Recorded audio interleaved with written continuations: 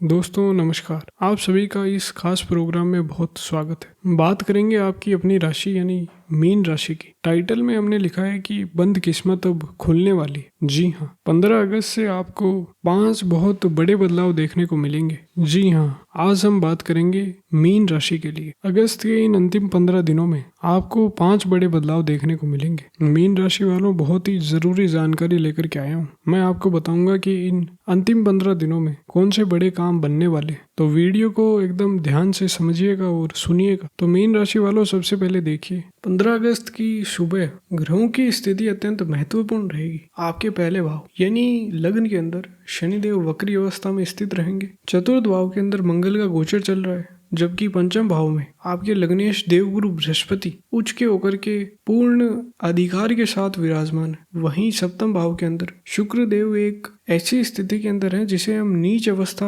कहते हैं, क्योंकि वो अभी कन्या राशि के अंदर विराजमान है। इस ग्रह स्थिति का सबसे बड़ा प्रभाव आपके स्वभाव पर पड़ेगा। मीन राशि वालों पर इस समय शनि की 7.5 का असर भी चल रहा है। लग्न में वक्री शनि इंसान को समय से पहले परिपक्व बनाता है। आपको लग सकता है कि आपके करीबी रिश्तेदार या फिर जीवन साथी बहुत रूखी या फिर रूखा व्यवहार कर रहे हैं। ऐसे में मेरी आपसे यही सलाह है कि अपनी खुशियों की जो निर्भरता है वह दूसरों के ऊपर कम रखें। इंसानों से बिना शर्त वफादारी की उम्मीद करने से आपको निराशा ही होती है। इसके बजाय बेजुबान जानवरों की सेवा करें, कुत्तों को खाना दें। इससे आपके वक्री शनि को शांति मिलेगी और भावनात्मक अकेलेपन से बाहर आने के अंदर मदद मिलेगी। 15 और 16 अगस्त का समय आपके लिए एक विशेष चंद्र बुध परिवर्तन योग लेकर के आ रहा है। आपके 5वें भाव के स्वामी चंद्रमा और 7वें भाव के स्वामी बुध का असर यह करेगा कि आपका जो रिश्ता है वह गहरा और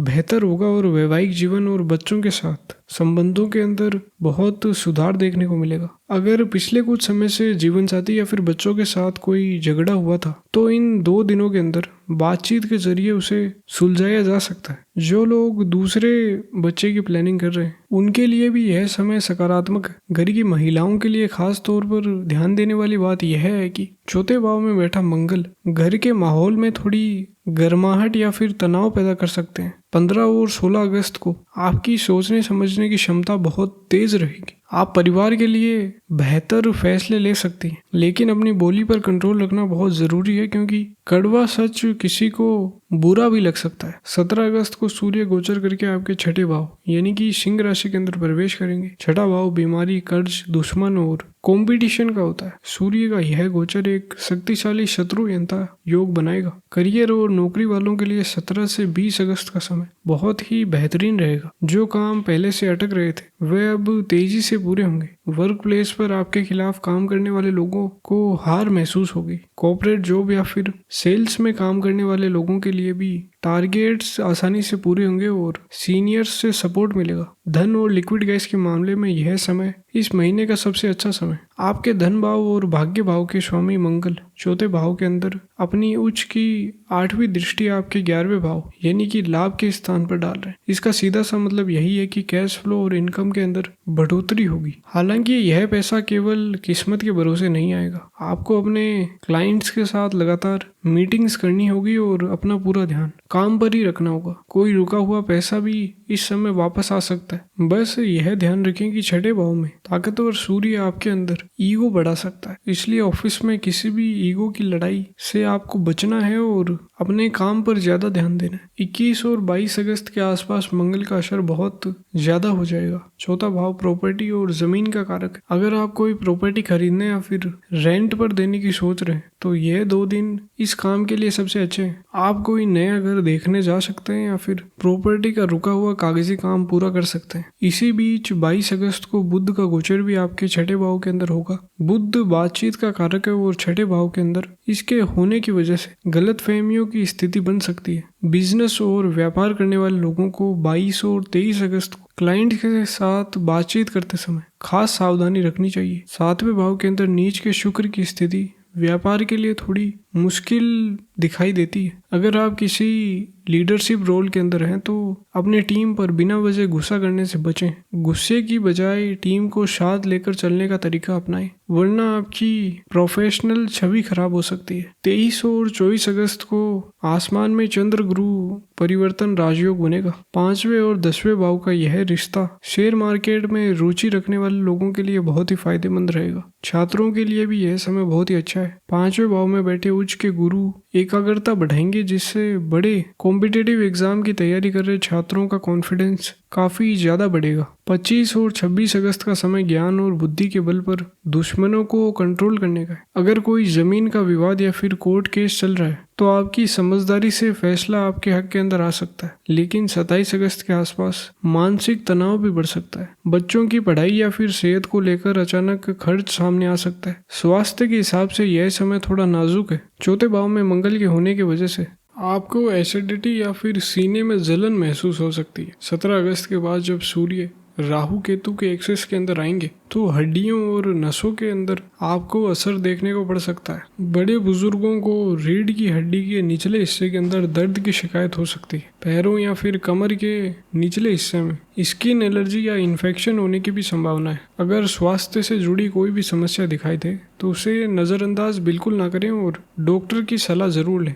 इसके अलावा गाड़ी चलाते समय खास सावधानी बरतें, क्योंकि मंगल का असर जल्दबाजी में एक्सीडेंट का कारण बन सकता है। 28 अगस्त की तारीख ज्योतिष के हिसाब से बहुत ही जरूरी है। इस दिन साल का चंद्र ग्रहण लगने जा रहा है, जो आपके 12वें भाव यानी कुंभ राशि के अंदर होगा। 12वां भाव खर्च, अकेलेपन और विदेश से संबंध रखता है। राहु की छाया जब चंद्रमा पर पड़ेगी तो इसका सीधा असर आपके मन पर होगा। इसका सबसे पहला असर आपके वैवाहिक जीवन के अंदर देखने को मिलेगा। 7वें भाव के अंदर शुक्र पहले से ही नीच के हैं और वक्री शनि की उन पर दृष्टि भी है। इसके वजह से 28 अगस्त के आसपास आपको रिश्तों में एक खालीपन और भरोसे की कमी महसूस हो सकती है। इस दौरान आपको बहुत ज्यादा लचीलापन दिखाना होगा। अगर इस दौरान कोई बिजनेस डील टूट रही है या फिर रिश्तों में तनाव है तो जिद्दी रवैया अपनाने से बचें। समय की मांग के अनुसार अपने फैसलों के अंदर बदलाव लाएं। अगर आप सख्त बने रहे तो यह ग्रहण आपको मानसिक परेशानी और नींद की समस्या दे सकता है। हालांकि 12वां भाव विदेश का भी है, इसलिए जो छात्र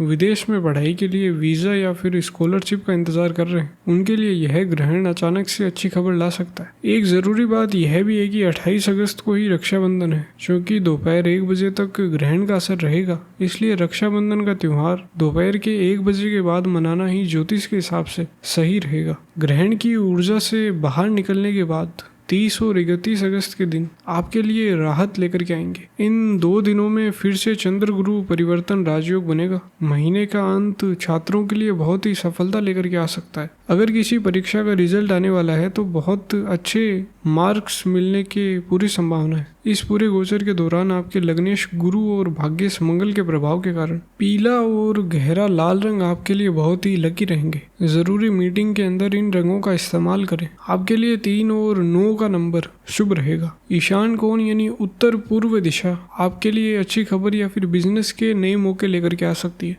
गुरुवार और मंगलवार के दिन कोई भी नया इन्वेस्टमेंट या प्रॉपर्टी का फैसला लेना आपके लिए फायदेमंद रहेगा। इस 15 दिन के गोचर में कुछ आसान और अचूक उपाय आपके लिए रक्षा कवच का काम करेंगे। सावन के महीने में भगवान शिव की पूजा सबसे ज्यादा असरदार होती है। अगर वैवाहिक जीवन में दूरी आ रही है या फिर व्यापार के अंदर दिक्कतें हैं तो सावन के अंदर शिवलिंग पर आप खास अभिषेक करवाएं या खुद करें। इसके साथ ही शिव जी की आराधना शुरू करें। यह आपके लिए काफी फायदेमंद साबित होगा। व्यापार में फंसा हुआ कोई पेमेंट वापस पाने के लिए किसी भी शुक्रवार को दोपहर 1:30 बजे से 1:45 तक इन 15 मिनट के अंदर शुक्र के बीज मंत्र का जाप करें। यह भी आपके लिए काफी फलदायी साबित होगा। दिल के तनाव को दूर करने के लिए मंगलवार और शनिवार को हनुमान चालीसा का पाठ जरूर करें। 15 अगस्त से 31 अगस्त का समय आपसे मेहनत और सब्र की मांग करेगा, लेकिन 17 अगस्त के बाद यह आपको वह कामयाबी और कैश फ्लो भी देगा